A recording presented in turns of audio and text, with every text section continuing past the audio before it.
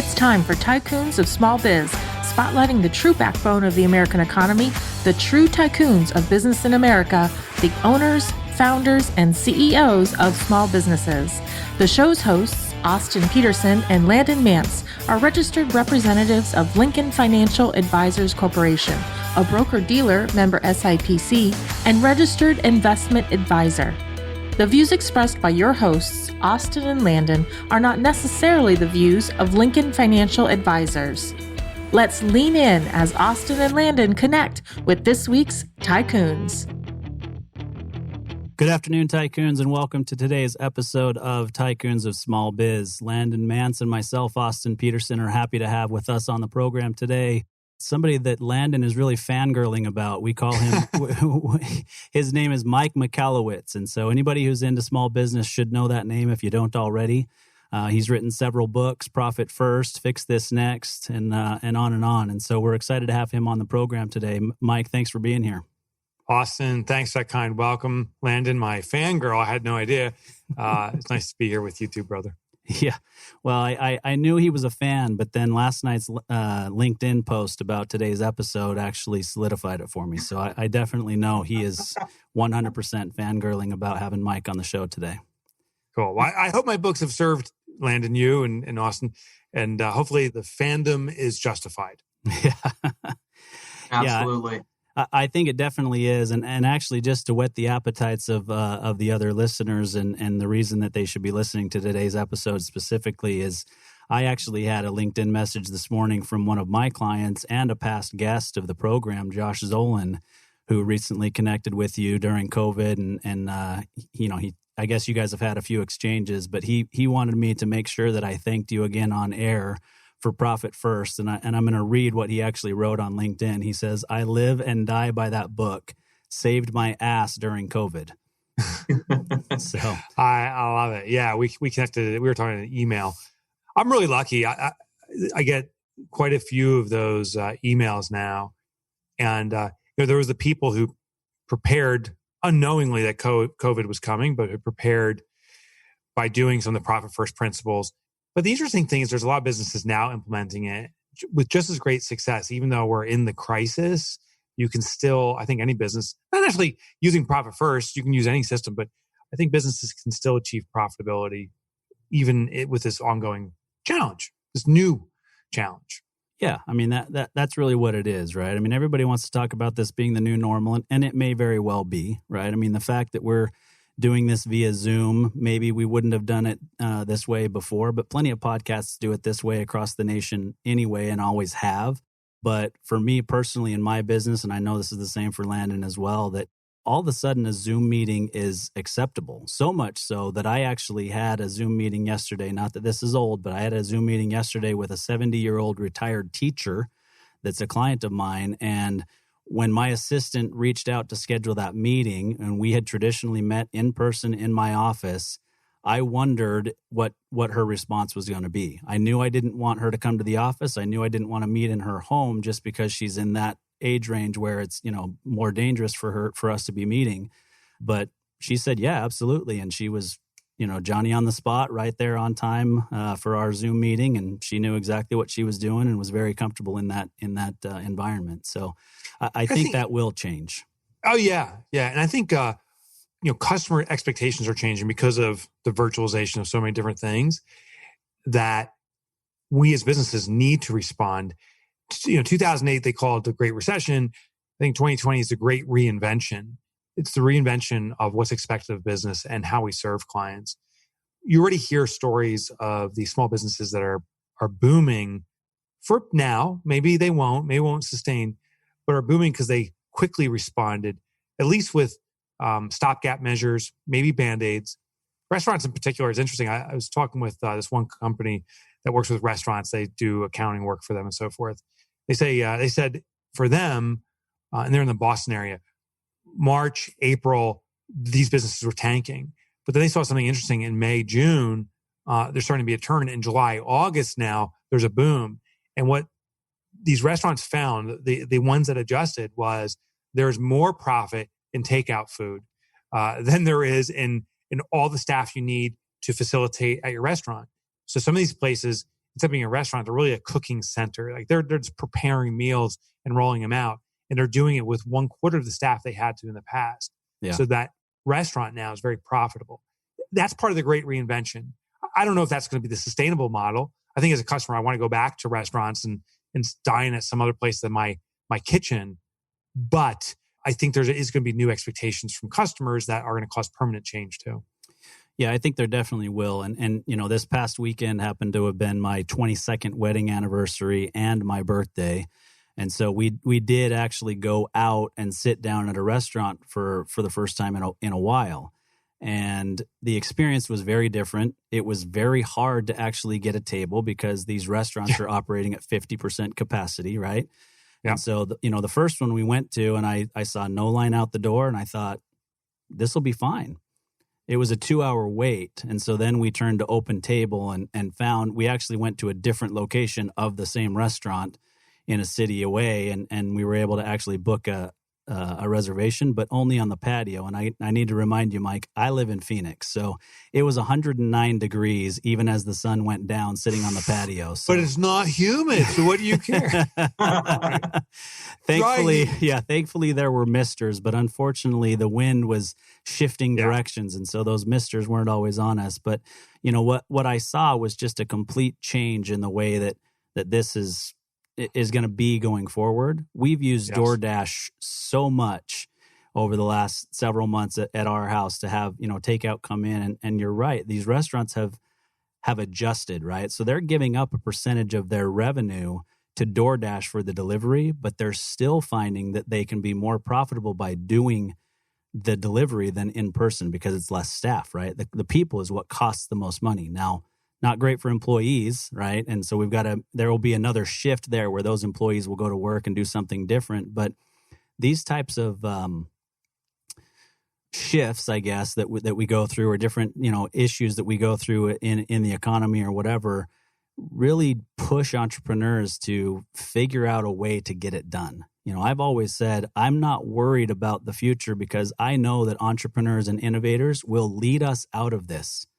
I never rely on the government to lead us out of this. They put some stopgap measures in that were pretty darn important, but it's really the entrepreneurs, the visionaries, and the innovators that are gonna lead us out of this. Can I second that and third that and fourth? I mean, that is so spot on in my opinion. It's interesting. So I studied every recession now back to 1929, the Great Depression, to see what the common trend was. And actually, Ray Dalio studied this too and has a great document that's called The Debt Crisis. And it explains from Wall Street's perspective, every crisis. Here's a common thing. There's a trigger every time. Something causes a destabilized economy to start spinning out. So the Great Depression was that we moved to a gold standard internationally, Wall Street collapse. There was already a destabilized economy, and we go into this Great Depression. Fast forward to modern times, like in the 70s, OPEC oil crisis triggers a recession. 2000 was the dot-com bubble or dot-com burst. But it was also the terrorist attacks and a destabilized, already unstable economy bubbling below the surface. 2008 was the housing collapse. In 2020, of course, is COVID. What's interesting to me was every economy was turned by small enterprise, by micro enterprise, by small business, not by the juggernauts. The established players, some of them kind of balled through it, but they weren't the innovators. So Amazon and Airbnb and Google, which all, by the way, came out of recessions when they started, will not be the innovators that save the economies go around. It's going to be someone we haven't heard of, or many people we haven't heard of right now that are working diligently on a new provision, a new way to be a service, to reinvent the industry. And they're going to come out of nowhere. And I don't know if it's 2 years from now we hear their name or 5 years, but they're coming. And they're going to be the new juggernauts of the next generation because they navigated us out of the recession. I would argue if we saw this as an ocean wave and there's a tsunami wave rolling through, Amazon and Google, those folks, they're on tanker ships. They got to be lucky to navigate over this and take the role, but they're not going to be able to surf that thing. The small business, we're on jet skis and we can spin quick and catch the wave and really launch off this. Yeah, and I think that's actually even a better explanation of the one that Stephen Covey uses, where he talks about the trim tab, right, and trying to turn the big ocean liner and how that actually helps turn that big ocean liner. The difference is a jet ski is always going to turn better than an ocean liner, even with, the small adjustments that you're going to make using the trim tab and so forth. And so, I agree with you 100%. We did have a guest on a few weeks ago, Brenda Schmidt with Coplex here in Phoenix, who they're actually starting to launch. So they've been an incubator here locally in Phoenix. They're pretty well known, but they're starting to actually work with different divisions at large organizations to help them be better at innovating. Because it would be helpful sometimes to have a larger organization that can be more innovative. But, just like we tell our clients all the time, the big companies are going to figure it out. They're going to be fine. And those are the companies that we invest in the stock market. But who's really taken the brunt of this is the small businesses. They will rise and figure it out with us, but they've really taken the brunt of this. The bigger companies are riding it out, and they'll be fine. I agree. Yeah. Yeah. So big companies are still taking the big executives are still taking their multi-$100,000, multi-million-dollar salaries, while the small business owners are foregoing their salaries altogether to ensure that their businesses, survive these times. Yeah. Yeah, it's classic. And I don't begrudge the executive that makes all the money if the business is doing it in an ethical way. Congratulations to her or him being the head honcho.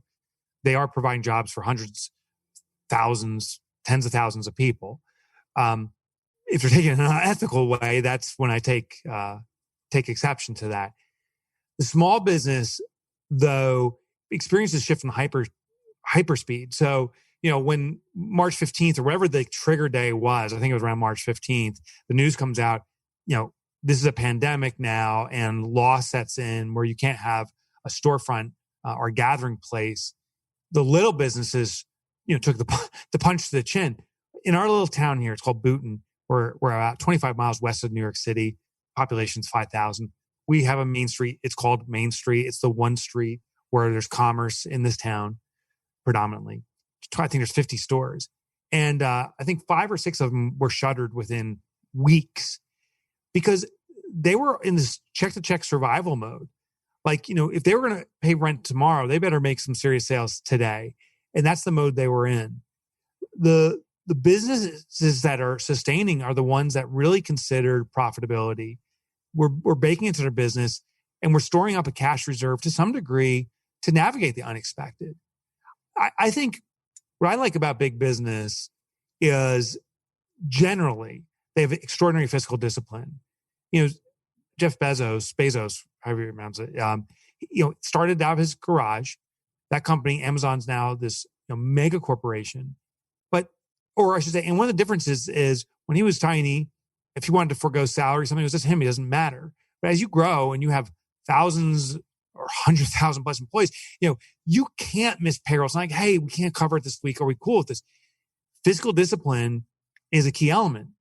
And what's fascinating of these big companies I studied is their focus on sustained profitability and sharing with the shareholders. So these companies, they do focus on profit. It's a reward to the people who invest in the business. And we all that choose to invest have the right to take equity in these businesses and share in the distribution. I think there's a great lesson there for us small business owners is profit is critical. So regardless if we want to scale to be the next Amazon or mega corporation, or you just want to be the best definition of what you want your business to be, profitability is at the essence of it. And you have a responsibility, I would argue, as you achieve profitability and grow your profits to distribute it to the shareholders. That's what the big corporations do. That's the golden rule, in fact, of a healthy company is to keep the risk takers engaged. And as a small business owner, in many cases, we own, 50% of your partner or more, 100%. We got to reward ourselves for taking that risk. At the end of the day, our job as entrepreneurs is to be providers of jobs. And I hope if anyone's listening in with a piece of paper in front of you, write that one down, underline it. The job of an entrepreneur is to provide jobs. We take risks with a vision that we set. We then organize resources to make that vision a reality, technological vendors, to make that reality. The mistake small business owners make is say, well, I got to carry the business on my back. I got to work harder. I got to grind and hustle to make this work. And that's not what it's about. It's about creating jobs to make that vision a reality. And if you are doing the work as an entrepreneur yourself, you're stealing jobs. With this pandemic, was it 40 million people at one point were unemployed? 40 million people. There's a lot of good people, great people that are looking for jobs. These are people that don't want to be entrepreneurs. Only 7% of the US population have started businesses. 93% never will. So 93% of these people, that population, 40 million of them unemployed, looking for jobs, highly talented. And we, the entrepreneurs, are the provider of jobs. That's what we need to do. We need to build profitable organizations so that we can provide these jobs for the people that want to do it. And it also begets the fact that we got to remove ourselves from doing the work. There's a big mind shift because particularly under this panic and stress of this pandemic, people are like, I gotta do more work and I gotta hold it myself closer to the vest and I gotta tighten things up. And I'm not saying play loose here. I'm just saying extract yourself out of the business, get it running on automatic, get the people that want to do the work doing the work, and you get on to doing what I believe you want to do, which is setting vision, direction, and purpose for the business. Yeah, 100%. I believe that most of the entrepreneurs out there do believe that way. They get into business because one, they don't like or can't handle working for somebody else, right? But then they want to build something and they do want to provide jobs. And I think a lot of times the media portrays business owners as greedy people who are just in it for themselves. But the reality is most people really enjoy building a business and employing others and contributing to the economy in that way. Yeah, it's funny. So, I write Profit First, talk about a title that's controversial. My gosh, the number of people are like, this guy's a greed monger. All he cares about money. There's actually a very famous person in the financial space who on public radio, someone called in and said, I'm reading this book, Profit First. He stopped the show and said, Profit First? He goes, I'm about people first. That's a greed monger. And not his exact words. I'm paraphrasing. But what was fascinating is I would argue it is our responsibility to be profitable. If you want to be a contributor to society, you must be profitable. This is the concept of putting your oxygen mask on first so you can breathe and have air so you can save other people. Because if you die, if your business dies, then you can't be of service. In this pandemic, of those businesses that went out of business, one business made a decree. They said, our community needs us more than ever now. I agree. They then said, we're going to contribute to our community actively and give until it hurts. Not their exact words, but that's what they basically said. Well, they gave till it hurt. They gave for about 2 weeks and they had to shutter the doors. They went out of business. And some people were heralding them and say, wow, it was wonderful what they did. And I'm saying shame on them. That's like martyrdom. What they've done is they contributed to our community for 2 weeks when they could have contributed for 2 years or 2 decades. Their responsibility is to give while sustaining the business. Shame on them because now they're not here anymore. And I think that's a lesson for all of us is we must be profitable. We have a responsibility to be profitable. In fact, our clients and customers are starving for us to be profitable. They're begging for us to be profitable. They never use those words. No customer's like, hey, can you double the price on me? Can you charge me a little bit more? Of course not. But what our customers do say is, when you're caring for me, when you're focused on me, I want to make sure I'm your number one client in that moment. I want to be catered to. I don't want you bringing food to my table and you're so worried about bringing in more money that you're cutting corners, cheaper food, expired food, that you're throwing the plate down so you can run and hopefully get another customer outside. No, we want to be catered to. Well, the only way we as vendors can care for our customers is by not worrying about money. Because you're in that check-to-check survival mode. It's all about desperation and getting money, and you can't care for your existing customer. So our clients want us to be profitable because profitability brings about focus, concentration, and absolute contribution to that customer and future customer. So be profitable, focusing on that. This pandemic, this shift it's hard. There's no question about it. But don't give away the farm here and go out of business. Find a way to serve your customers in a new way that's very profitable. I'm impressed by those restaurants that are doing the takeout. There's one in our community that really amplified it.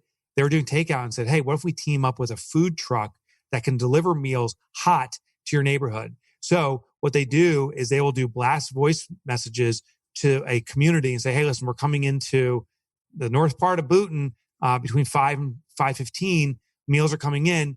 If you want one, just call us back. We have all the truck stocked with different meals, or you can even walk out to the cul-de-sac and we'll drop it off to you that way.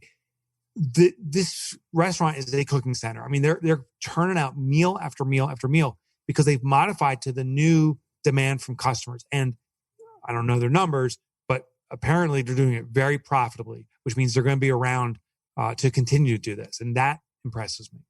I agree with you 100%. So let's stop right there, take a quick break to hear from one of our sponsors. And then, when we come back, we'll let the guy that does use Just for Men get a few questions in, or he may scratch my eyes out. At Paylocity, we deliver more than our awesome product suite with crazy good reviews. We prioritize your success by covering you with a deep support system to back up our easy-to-use, innovative HR solutions. Everything we do is designed to support you in reaching your goals. Together, we tackle your day-to-day work so that you can spend more time building the culture you and your employees crave. For professionals who crave true partnership, Paylocity is the HR and payroll company that frees you from the tasks of today, so together we can spend more time focused on the promise of tomorrow. Let's go forward together. Welcome back, Tycoons. We are here with Mike Michalowicz, author of several incredible business books. Mike, thanks again for being with us. Yeah, this is fun so far. Let's turn up the heat. Let's show Austin what Just for Men can do. It's got all the confidence you need. I like it. He jumped right on board. The Just for Men and the rug on top of his head, and we're in good shape.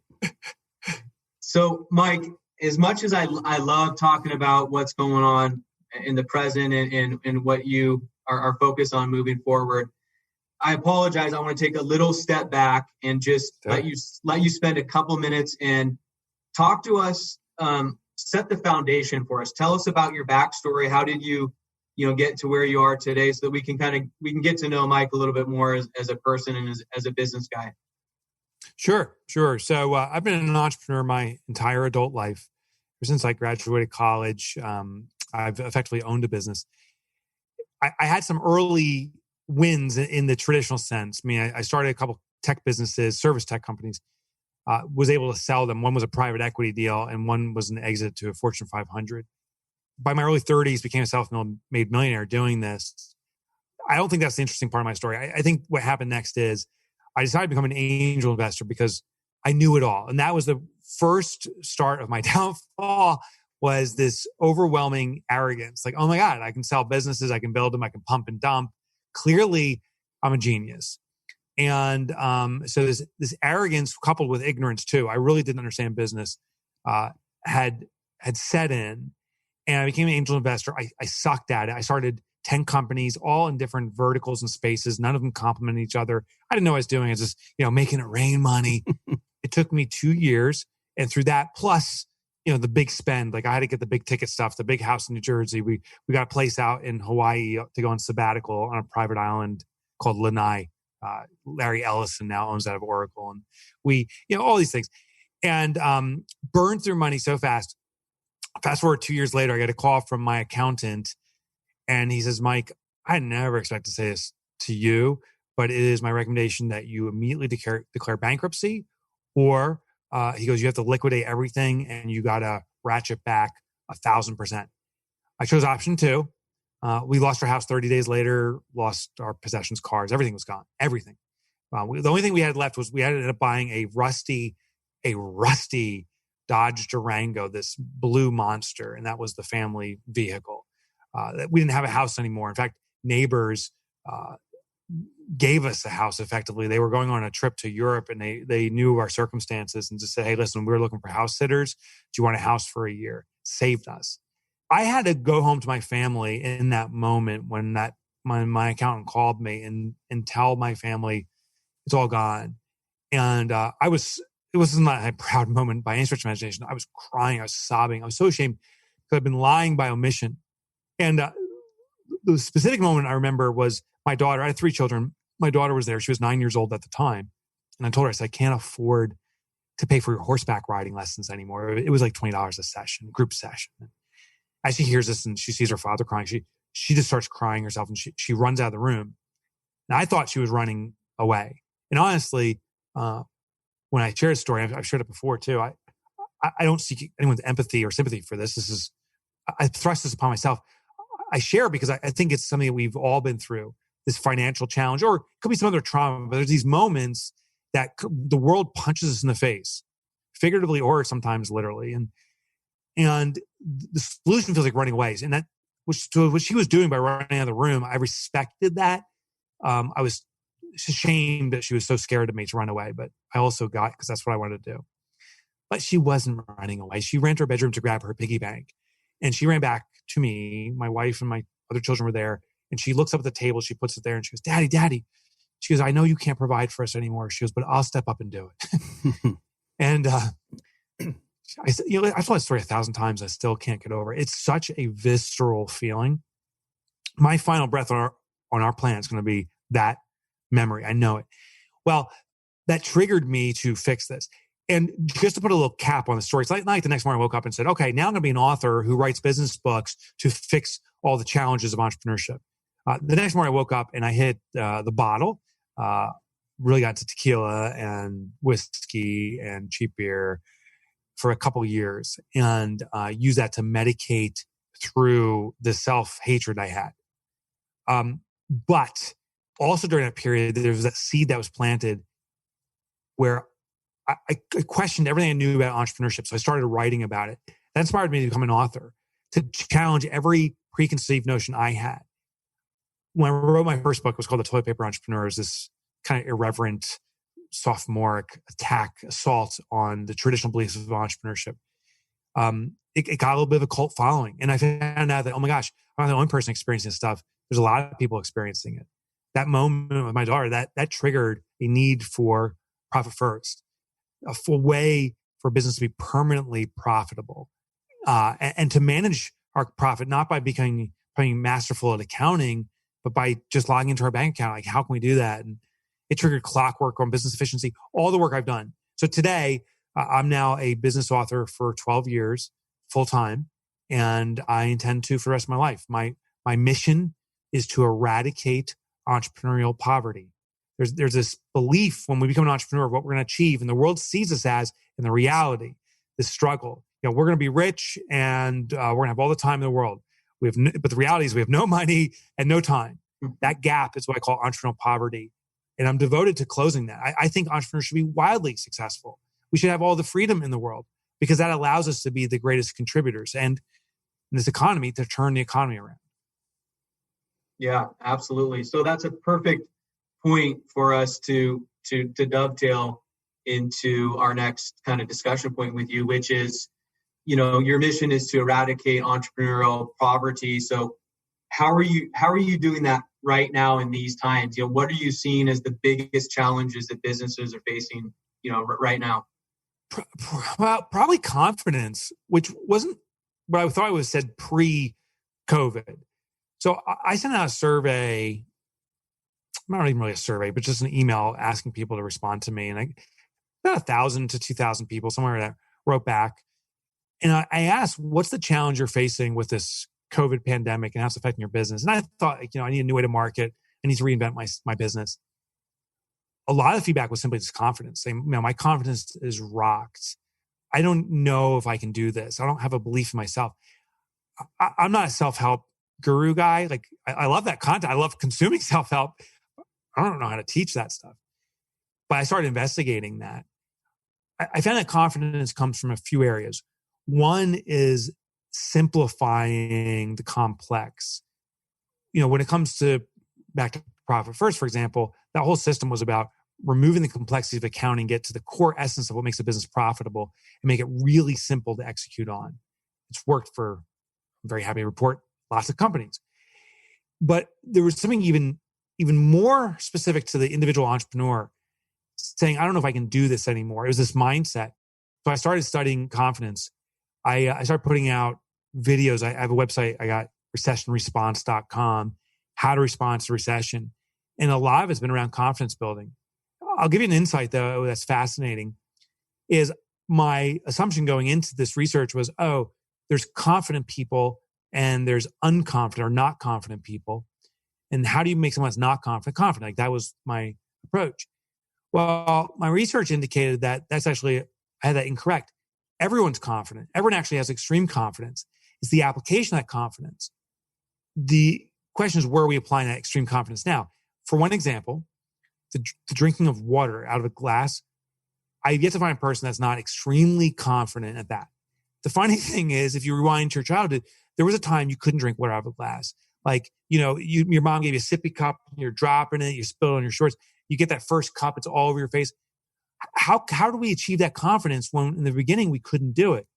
Well, I call it the confidence recipe. There's a pattern with some general kind of consistency among all people, but people have their own little flavors and elements of their own confidence recipe. But there's elements that come out, usually the ability to laugh at yourself, trying small, repeating again pretty quickly. So when you drink water and you choke on it, you cough it out. As a little child, you actually try drinking water right away again. You laugh and you giggle about it. You do other things. I mean, those are just some examples. So then knowing our confidence recipe, like what do we do as a process to achieve confidence in something as simple as that?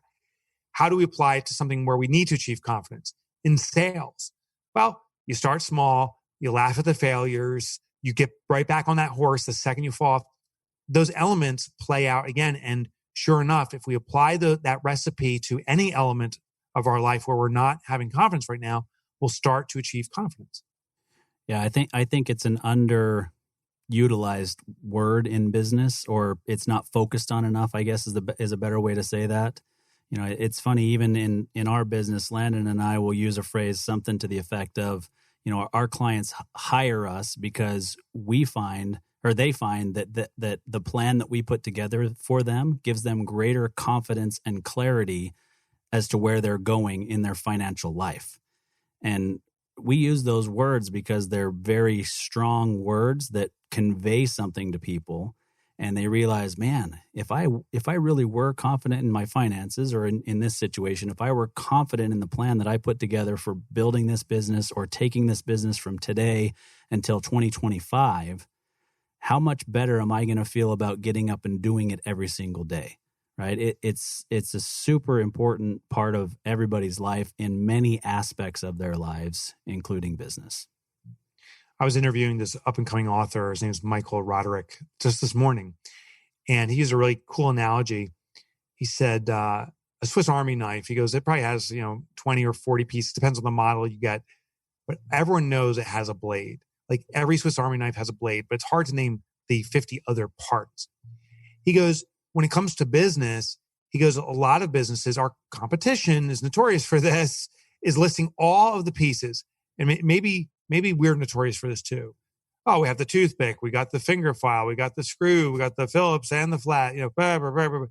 Just say you got the blade. Bring it down to the essence of what your core function is and say, yes, we got a lot of other tools if it's necessary, but man, we can cut through anything. That's the clarity that we need to bring to when we communicate about our businesses. So there's an internal confidence, but what I think, Austin, you were just sharing is this how we exude an external confidence. And it's through really simplified, poignant features as opposed to this diatribe list of I got this and that and this and that. Yeah, 100%. I was in a group meeting this morning for the Vistage group that I'm part of. We talked about I actually said that somebody was talking about how they hadn't written a business plan for something that a different vertical that they want to go into for their business, right? And he said, it's just not me. I don't do that. And I kind of pushed back a little bit and said, I'm not asking you to write a book. A business plan, in my opinion, should be 1 page long. 1 page, you can look at it, you can review it often, you can update it. It's easy to kind of follow and tweak as time goes on. But laying out the things that you're not thinking about specifically on 1 page to make sure that you're hitting things and making sure that you avoid blind spots, I think is critical. And that right there is probably enough in most situations to provide you the confidence that you need to go out and execute it. Yeah. I 100% agree with that. It's almost like a vision board, right? It's just have clarity of the direction you're heading. I love that. What do you think, fangirl? You know what's funny is that I actually heard that term for the first time about a year ago. I invited a buddy of mine to go to a concert, and his wife was poking fun at him and goes, he's like their biggest fangirl. And I just about fell over laughing. I had never heard that before. And I did consider using that exact term during this interview just to get a laugh, but I figured that I would refrain. So thank you for bringing that to the surface. That's funny. What was the band? Revolution. Okay. Nice. That's fangirl worthy. Yeah. My brother went to high school with the keyboardist. So they're yeah. friends. Yeah. You know what's funny is when there's a commonality, and this actually is a technique for selling, when there's a commonality between people, there's a greater affinity. I was traveling through Russia, as an example, and if you've ever been to Russia, no surprise here, people speak Russian, and not many people speak English unless you're speaking at a conference, and some of those folks will. So, sitting in a cafe or something, can't understand a word that's happening there. You're just sitting there. I heard one guy speaking English.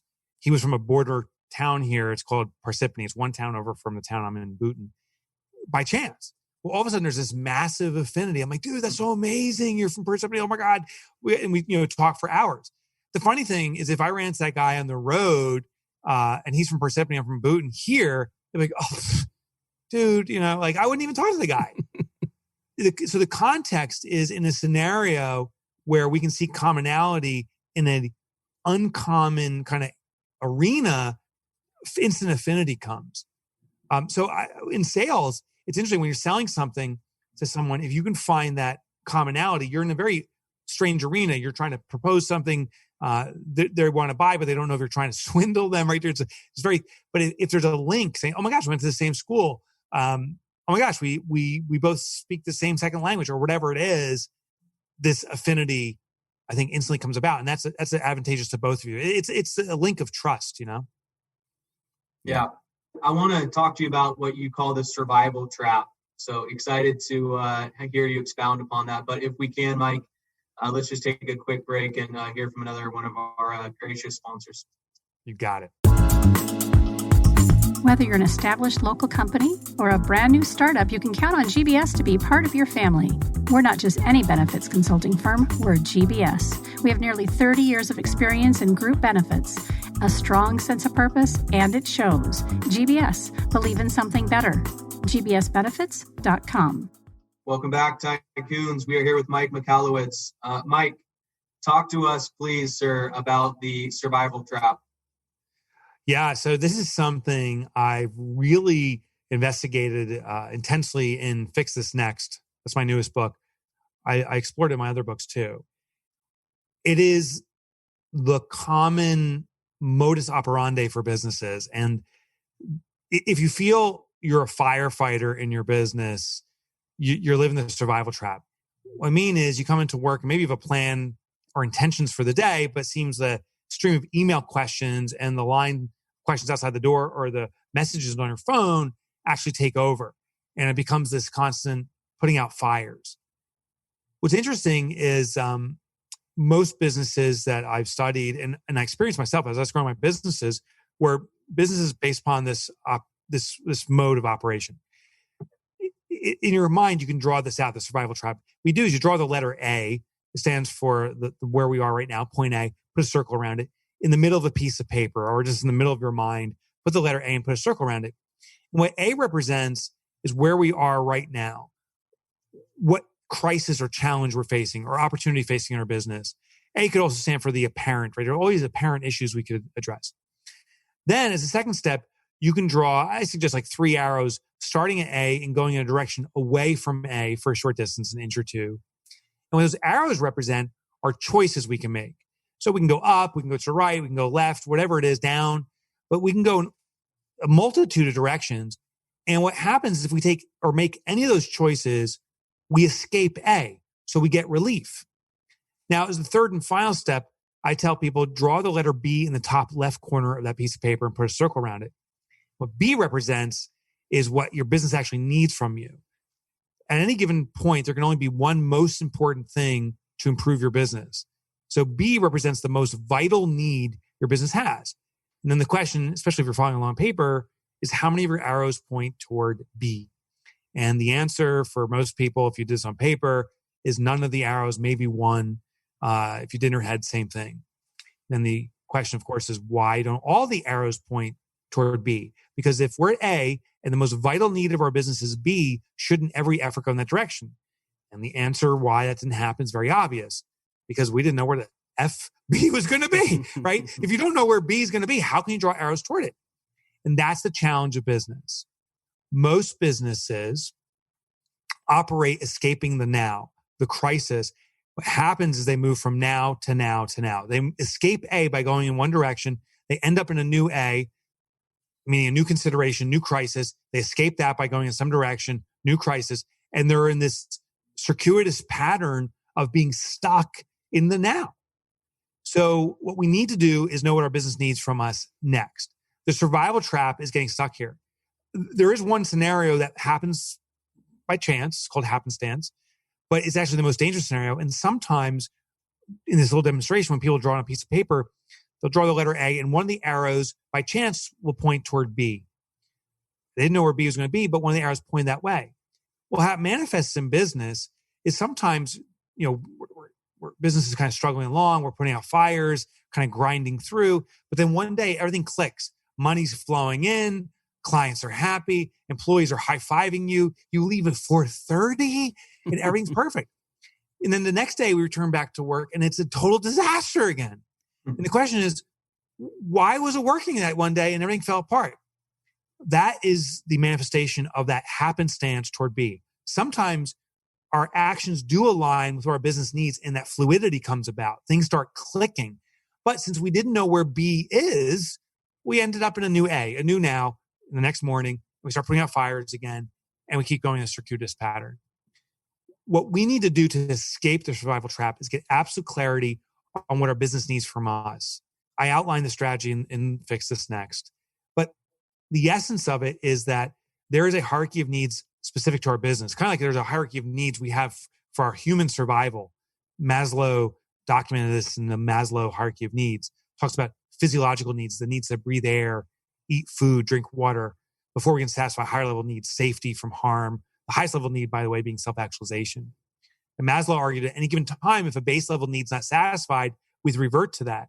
And it works seamlessly for all of humanity because we are neurologically wired into ourselves. Our sight, hearing, sound, taste, all those things, the senses feed into our brain and gives us a gut sensation of, oh, I'm hungry, I better eat. Oh, I'm thirsty. Oh, I think I'm not safe here. I better turn around and leave.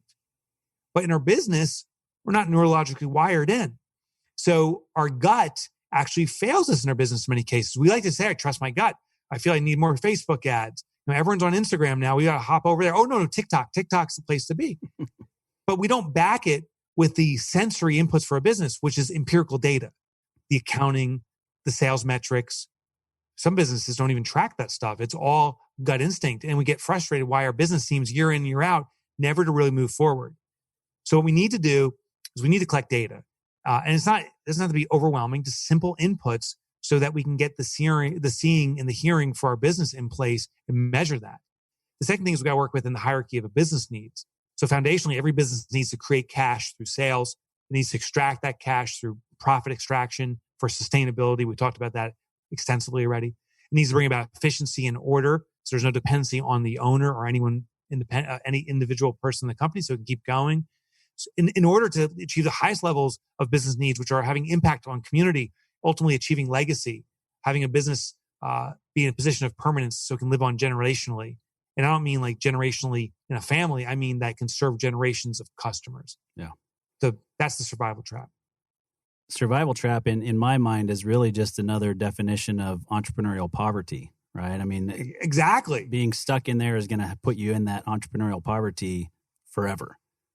There was a study conducted by a U.S. bank 2 years ago, and they refreshed the study.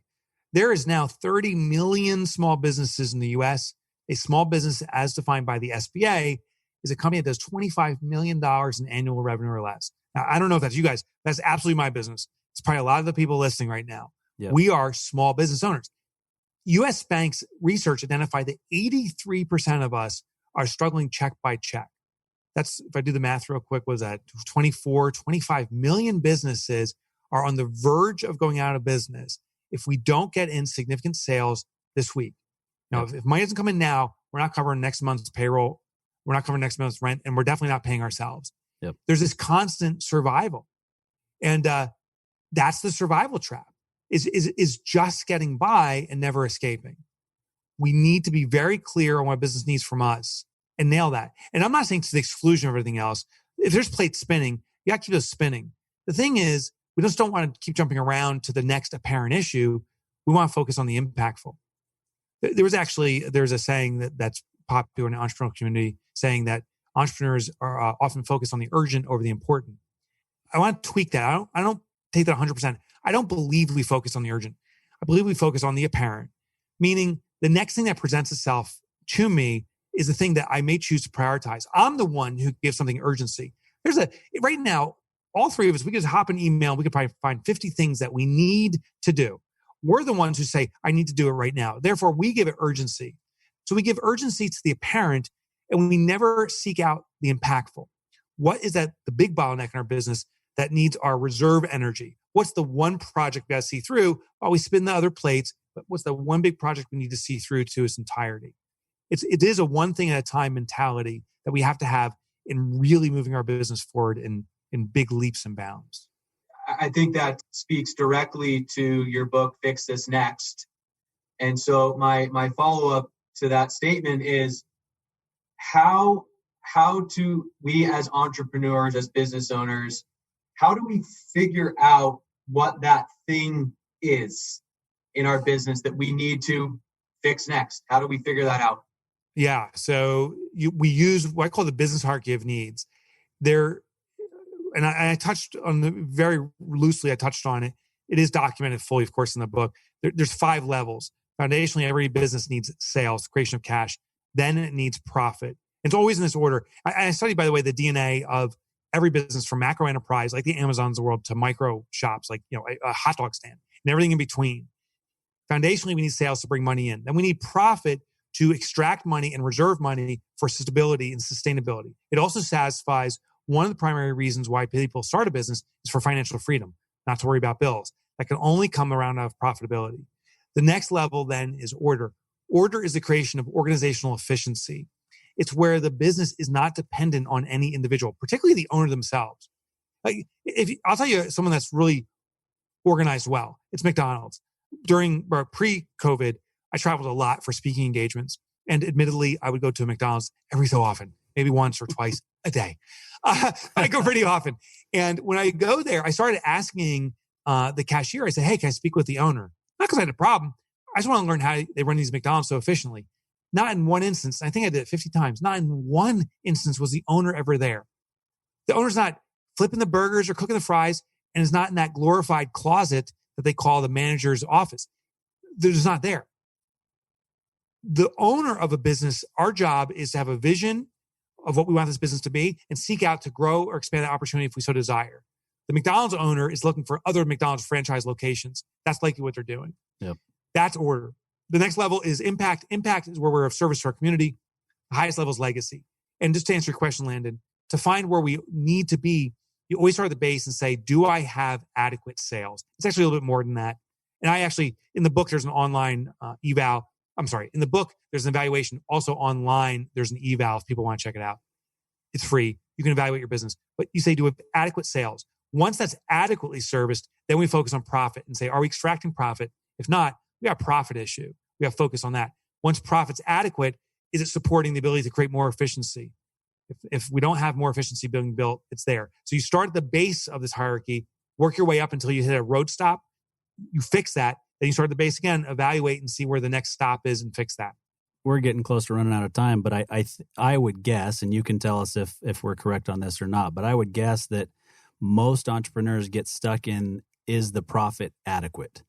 right? Because I have conversations with my clients about it all the time. And like you just said, even companies that do 25 million, up to 25 million in revenue, many of them have less than a month or 2 months of payroll in reserve to cover a slowdown, right? And Dangerous. It's dangerous. And I think that it's missed so often as an entrepreneur or a business owner, having those reserves in place so that you can weather these storms, and not only weather these storms, but take advantage of these storms and be able to potentially double down on marketing, for example, or go out there and pick up market share because your competitor down the street didn't prepare for this rainy day and they're not able to capitalize on this. The gut response of many entrepreneurs when they're in a financial challenge, they don't have profit, is actually to sell their way out of it. The most common response is we need to sell more, which is a grave mistake, but it's our gut. Remember, empirical data is what we need. The reason selling your way out of things doesn't work, and there's actually some pundits who say, sales cures everything, which is total nonsense. Sales is necessary. There's no question about that. It alone is not sufficient. Sales translates directly to stress. And for small business, stress on the owner. Because if you think about it, every time I sell, say I sell you something, Austin, now I have a responsibility to deliver on it. Well, now I sell something to Landon. Now I have a greater responsibility to deliver to two. The more I sell, the more I expand the organizational responsibility to deliver, which as a small business owner, carrying the business on my back, that's more responsibility on me. So the more I sell, the more stress I put on myself and the organization. It becomes more burdensome. So what we need to do is simply sell more profitably. That's the element. Keep the sales in place, but extract profit. In some cases, actually even reducing sales volume to enhance sales profitability is actually the right move to make, because then you're reducing burden and stress while expanding profitability. So many businesses fall in that trap, thinking they're going to sell their way out of it. And then a year or two from now, they're even in a more precarious position. Yes, they have more sales volume, but less related profitability on a proportional basis, and are under more of a struggle and more stress. Profit is usually the starting point. Not always, but usually when people do this analysis. Sometimes it's efficiency. Sometimes it is sales, but more of like a mix of products they're selling or who they're selling to, as opposed to just raw volume. Yeah, it's funny you say that, because I literally 5 years ago bought a business outside of my financial planning practice, just as a side business and investment opportunity. It had multiple locations, and it was, smaller. I think you say it's a just for men salon. Yeah. Like, nice. Yeah, well, clearly it's working. I mean, at least it's being used by one of us. But I'm ready. Look at this thing. I'm ready to come over there with this white beard. Yeah, well, I'm right there with you. But it had about 2 million in revenue, and we closed multiple locations, brought it down to 600,000 in revenue for a higher profit percentage. It made more sense. And there's this braggadociousness to the top line. Ooh, 2 million. Ooh, 5 million. Wow. There's this top line thinking, and it really is a vanity metric. Yeah. The profitability is all that matters. You're the one who's sitting back in the jacuzzi at home, able to smoke that cigar or drink that cognac and just enjoy because you have no financial worry. That's the victory, is removing the financial stress. So I'm not a big, actually, I really don't care about top line. Top line thinking, I used to, really don't care so much about it now. I'm all about what is going into the pocket of the shareholders and what is going into the reserves of the business, so that I don't have to worry about the unexpected, like, COVID. Yeah, exactly. But much better measure of the health of the business, for sure. So yeah, I wish we could actually go on for several more hours. We know you've got some other things that are coming up. We'd love to have you back on in the future. We really appreciate the conversation. But before we let you go, why don't you just give us a quick, website address, social media, how people can best get a hold of you, get onto the evaluation you mentioned, for example. Yeah. Well, why don't we start there? Actually, let that be the spot, because you'll get everything from that. Go to fixthisnext.com, and on there, you can get information on the book and concepts. But there's a big red button that says take the free evaluation. It'll maybe take 5 minutes. There's no downloads or anything. It's an instant report. And if you go to fixthisnext.com, takes the evaluation 5 minutes, and it'll pinpoint what's called the vital need. Within these 5 levels, there's 5 needs at each level. So there's 25 different elements that we evaluate in your business. And you'll find, is it a profit issue, but is it how you're leveraging debt? Or is it you don't have a profit plan in place? Or is it you just don't have that reserve for payroll? Or is it a sales issue? Or is it something different? And he'll find that for you in 5 minutes or less. And the nice thing is once you resolve whatever that challenge is, you can go back to the evaluation again. They'll find the next challenge for you. So it becomes a living document to help you navigate the rest of your business. FixThisNext.com. Love it. Before we wrap up, I promised my wife I would give her and my twins a shout out. So hi, Tia and Hendrix and Harper. Thanks for listening. This was the first time they're actually going to be listening to the show in real time. So Mike, we can't stress this enough. Thank you so much for your time. I know that everybody got a ton of value out of listening to you. Everybody was really excited to have you on, not just Austin and myself. So again, thanks a lot, Mike. Really appreciate you. Landon, this was a joy. And if I can share with Tia, your wife, Tia, I just want you to know, Landon really is a fangirl of you. We were just horsing around. He speaks the truth. He speaks the truth. And I'm not as mean as I sound on the radio. No, I appreciate you guys. Thanks for having me on. Thanks a lot, Mike. Thanks, Mike.